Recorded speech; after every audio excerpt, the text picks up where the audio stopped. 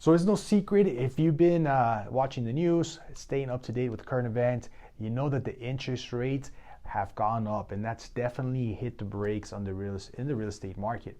So there's a lot of trends. A lot of the things you see are really national numbers. So I wanted to make this video to clarify and talk about things that are going on in the El Paso market, our local micro market that we're experiencing. It's different in different areas.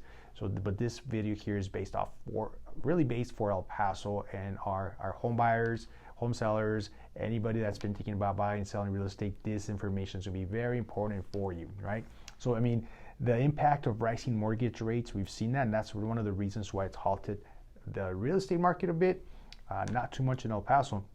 Before I go into detail or anything, I just want to reiterate, I always like to say this. I put these videos together for my clients, past clients, if you or future clients hopefully as well. But if you have been thinking about selling a house or buying a house, if you own a house and never want to sell it, or if you ever want to own a home or property in the future, this information is important for you. This is going to give you value.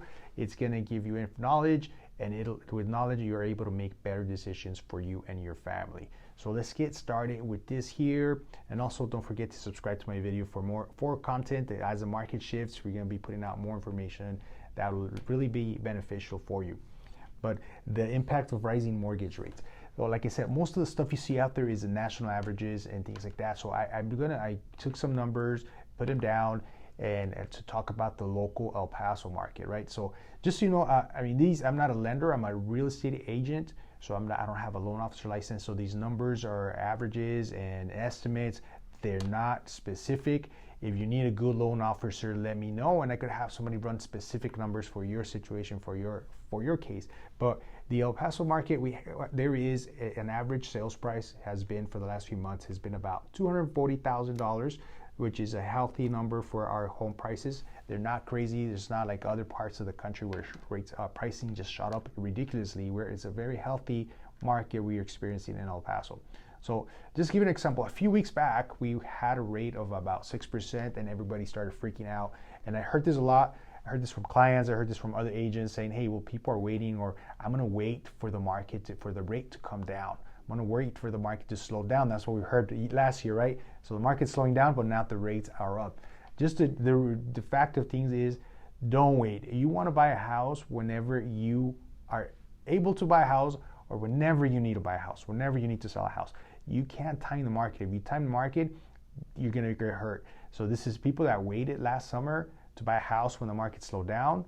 They're hurting because that home value, it hasn't gone up too much. It's actually very steady, but the rates have gone up. So what does that mean?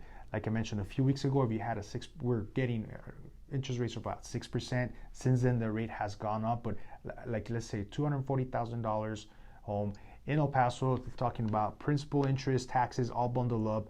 The price is approximately, or the monthly payment approximately will be about $2,090. That's at 6%. We're not at 6% anymore. Today's rate is a little bit higher, so we're looking at about maybe 6.75 if you have good credit. I've seen some people get a little higher already, but with good credit, average, not really great credit, average credit, you could probably get an interest rate of about 6.5. So what that would get you, an estimate again, is about $2,196 payment. So that's quite a difference right there. It's about $200 difference. So it makes it's impacting your pocket already on the monthly basis, right? So the higher the rate, the higher monthly payment is going to be. Now let's wait a little bit. Let's say in a few months, maybe the end of the year, early next year, if the Fed increases the rates again, and they are expected to increase the rates at least twice before the end of the year. So we're already in October, so we have October, November, December. They're expected to increase the prices of those interest rates about 2 times before the end of the year. So let's just say next year we're at that 7.5% interest rate, 7.5. Your payment for that same $240,000 house, you're looking at about $2,309. So that starts making a difference. You're looking at about maybe $200+ difference from a 6% to a 7.5% on that same house. Now keep in mind, this is assuming prices don't continue to go up. This is assuming that area is stable, but the interest rate is going up for that same house, same everything. Your payment just went up. So that is the cost of waiting. So I tell people, don't wait. When you, again, buy a house whenever you need it. Don't try to time the market. If you're not an investor, you're not buying 10, 20 houses a year, timing the market doesn't work for you. You want to get a house when it's the best time for you. Now, sounds like a little bit bad news, man. I'm never going to get a house. You might think that, or it's just unaffordable anymore. So just consider this. Hey, if you could stretch a little bit, you could stretch and get a house at these rates, and in the future, the rates are expected to come down. So the reason why rates are going up so much and so fast, really, the rates are going up quite fast, is because of inflation. So the inflation, it is there, and it's kind of out of control. It's becoming a global thing now, global inflation. So it's out of control. So what the federal government needs to do to slow down that inflation is increase rates. So it slows down the power of buying for people. So there's not much money going on around in the economy. So then that brings down, slows down the economy, and then the rates stop going up. At that point, then the Fed has to lower the rates to boost the economy and then start making it go up again. So that's what is expected. So if you could tough it out, hey, you might stretch it with the intention of you keep your job, keep your credit.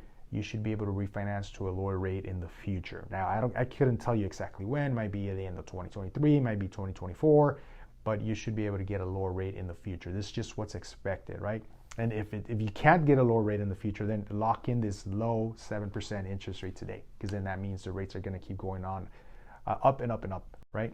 So if you're waiting for mortgage rates to drop, you may be waiting for a long time. So I tell people, make the move, buy a house now. So something I kind of briefly touched in this video. So rates are going up, but prices on homes have slowed down. The appreciation has slowed down. They're not going up in price that fast, but they're still going up in price. They're still moving up. And there is, so this is assuming, these numbers I gave you are assuming that prices of a home are stable, but those are going up as well. So that $240,000 house might be worth $250,000 to $260,000 in 6 months or a year. So make a move now. That's my thinking. That's my recommendation. So I hope this video helped you. Again, don't forget to subscribe, and we'll see you on the next one.